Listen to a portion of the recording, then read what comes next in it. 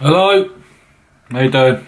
So, a couple of things that I want to talk about is one of them's Planet X, if you're interested in that, and the other thing is these books that I've been reading. You know, I thought I might as well like tell you guys about them. So, this one I just bought because it just looked like to go through the main secret societies, you know, and it's really good. It's really you know, straightforward, and about the main ones, you know, you got like Skull and Bones, Wicca, Yakuza, the Mafia, and Cosa Nostra. Yep. Triads, Rosicrucians, Kabbalah, Druids and Gnostics, Priory of Sion, Templars, Illuminati and Freemasons, and the Assassins. So it just like basically goes through, you know, factual stuff about them, you know. It is quite interesting, you know. They're not all the same, you know, and I assume like they're the main ones that the other ones come from as well, you know. Another book I read was the Templars. You know, that was more that was more of a good book, but less sort of useful to me really. But it was good anyway. So I want to talk about Planet X because I've been researching it a lot lately. You know, because I don't know if you know, but I'm into ancient alien theory. You know, and I believe some of it for quite a long time. You know, I've actually believed for a long time in evolution and the interference of aliens, you know, to explain human beings a bit better, you know, and some of the stuff that's happened on the planet, you know, evidence of visitations, etc. You know, so you know, when you get into ancient alien theory, you know, you're going to come across like stuff to do with the Bible, because there's a lot of stuff in the Bible which looks like ancient alien interference and stuff like that, you know. And that's something I've like believed for a long time. You know, I've always thought the Star of Bethlehem, if it happened, could have been a UFO, and Jesus, if he existed, which I'm sure he did, you know, had some kind of alien connection. You know, he was either, you know, he was either a hybrid or he was a pure alien or something, you know, or he knew aliens, or like I say, or you know, he was the son of an alien. I don't know. But anyway, there's a date coming up. Okay, 23rd of September, which looks it looks to me to be a date that's either going to prove that Planet X and Wormwood exists, or it's going to disprove it.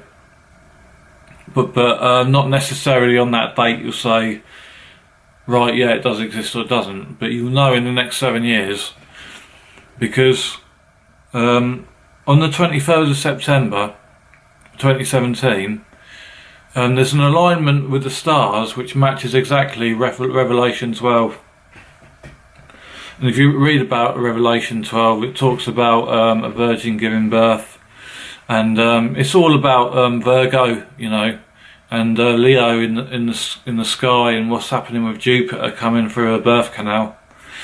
It's a sign of the start of the 7-year tribulation, according to the Bible, you know. And like I say, you know, I come from an atheist background, you know, but some of the Bible is like uncannily like convincing, in it. You know, even atheists know that. You know, how did they sort of predict the world wars? You know, and like nuclear, you know, nuclear bombs and that. You know, because like nuclear wars are described in the Bible. A lot of people think that, you know. So, you know, but then we've got all this evidence for evolution. You know, so I mean, I'm open, you know, to this, because I don't think the existence of God disproves evolution either, really. You know, I mean, you know, it could be like some of the Bible is true and some of it isn't. I think that's likely the case, you know, because we're still looking at translations, and you know, the people who wrote it might have made a few errors, you know, and then do you know what I mean? So the stuff that you read that you think this is just impossible, it doesn't sound right, you know, that could be stuff that's added in there deliberately to fool you, you know. You know, as a good case like that, God never said that he created the world and the universe, you know, and that he just created us or something like that, you know, and that stuff was added in later. We can't know, you know, because I think we're looking at corrupted text, you know, with the Bible. But with Revelation 12, it's uncanny, you know, that it matches, and you know, it'd be good to see if it happens or not. But I mean, unfortunately, if it does happen, you're in for 7 years of total bedlam, because you know, this thing's going to cause havoc, as it always does. You know, it's going to cause floods, it's going to cause volcanoes to erupt, all of it, you know, all of it. Yeah, earthquakes, extreme weather, pole shift. So it's going to be really hard to survive, you know. But we'll have to see what happens. But you know, the scary thing about it is a lot of scientists agree there's something else out there.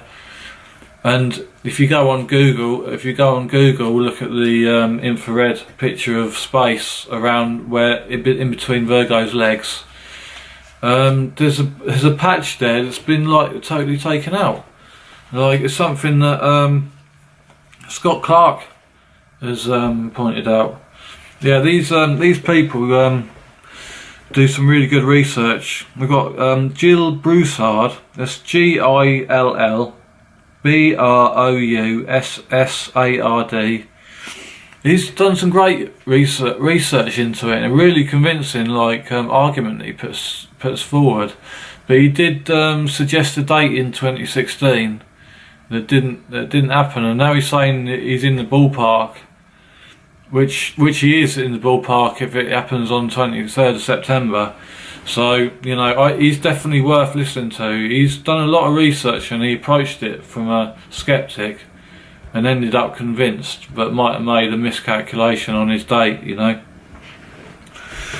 Scott Clarke is another one that's done some good research, and he's a proponent of that date, 23rd of September 2017, you know. Gary Wayne, Genesis 6 conspiracy. It's a brilliant book. Apparently, I'm still waiting for mine. I might not get it because I think it might got nicked or something, or it might not have, you know, got posted through the box.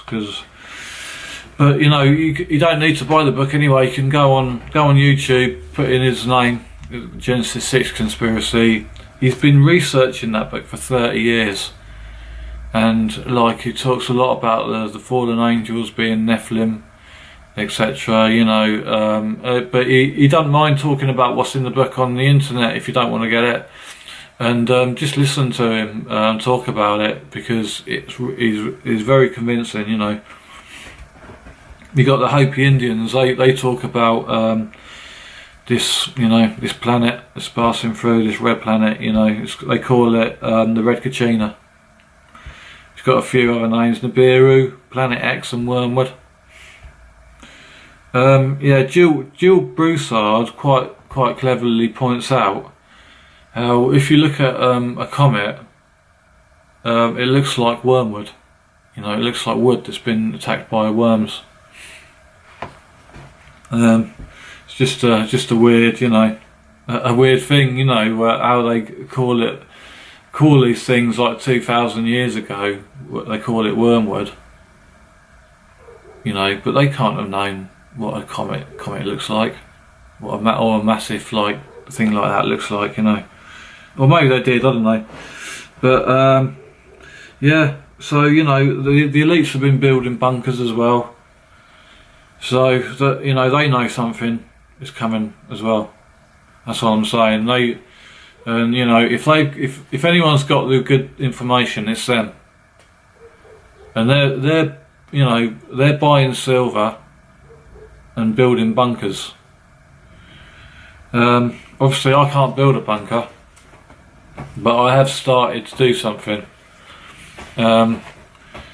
Sort of a little while ago, really, you know, I mean about maybe 4 months ago, I thought about you know, there's something going on. This planet X is going to pass through soon. You know, I could see the weather was going a bit wrong, and that, you know. And by the way, like, have a look at this, like the technical info from volcanoes and earthquakes, like in the past few years. You know, it's just showing you this planet is like it's getting there.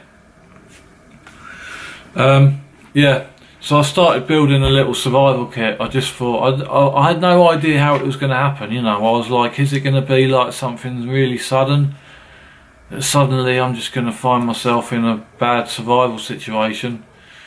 So I put myself together a little survival kit. I'm going to get it from you now.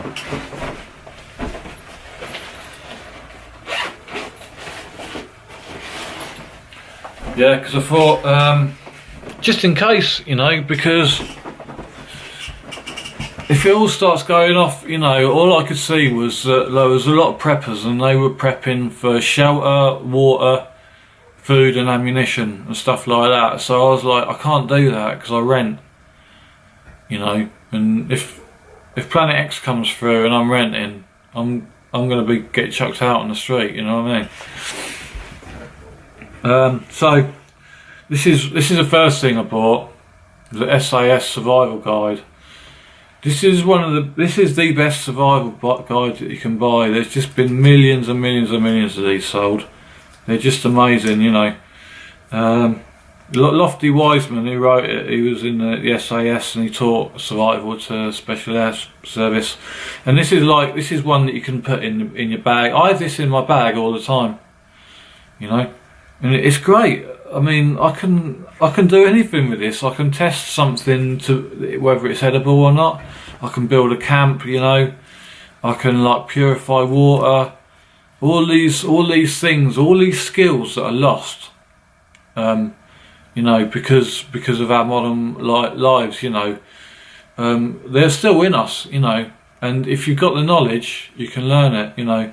Because my way of thinking is, I am going to start going out and camping more and starting to use this, but my way is that if I'm in a bad situation and I've got a little bit of equipment in this, I can learn as I go along, you know. And if you're fighting for your life, you can learn fast. It doesn't take long to read that, you know. I mean, in a bad situation, you could read that 10 times and it'd be in your mind, you know. You'd be like Lofty, you know, in some ways. So I carry that, and I carry this as well. This is a metal bottle that I found, because I thought what I'm going to do is I'm going to put together a little kit inside a container that I can boil water in, and that I can keep and cook food in. And also because it's metal, it's going to protect everything, you know. So it's going to be quite sturdy, so I thought that was a good idea. And I've basically like filled it with the survival items, you know. Talking like matches, lighters, tinder. I've actually got a little sleeping bag in here, you know, a survival sleeping bag that's made by SOL, and it's great, apparently, you know. You know, and there's stuff for making shelters, water purification. I've got a water purifier in here, tablets and a thing, you know. And yeah, it's all stuff like that. And you know, you do your research, see what you need. You know, when you're looking at survival, you know, I think what you're looking at is water, fire, shelter, food. You know, I mean, it's like what a lot of people say, the biggest killer really is the weather, you know, and nature itself. You know, it's, you know, people freeze to death, you know, or they go dehydrated. It's stuff like that, you know. Okay, so I've got that, and then once I had that, I was like, well, you know, I still didn't know how long it was going to last. I thought I want to be as comfortable as possible, really, and if I don't find myself in a situation just at the drop of a hat that I'd need to have that, I'm going to want to get back to my place and grab some kind of rucksack with the proper stuff that I need long term, you know, probably out in the wilderness or whatever, you know, because my idea is to get out of the sea if it all goes off, because I think the city's not going to be nice during that time. I think you're better off reconnecting with nature, living off the land more, you know, and that's what I'm going to be doing, you know, if everything starts going wrong in the city and this Planet X sort of arrives, you know. So I basically bought myself a big rucksack, and I started filling it with stuff. And you know, it's become a little bit of a love, you know. I've basically got, it's a 70 litre, okay, it's a 70 litre rucksack. I've got a nice sleeping bag in there, an outdoor sleeping bag. I've got a tent, I've got a water filter, I've got water purification tablets, I've got firelight and stuff. I've got a bit of food, you know, I've got things like brown rice, bag of brown rice, I've got some bags of porridge oats and a bit of sugar. Okay, so my idea is that I'll use the water that I find.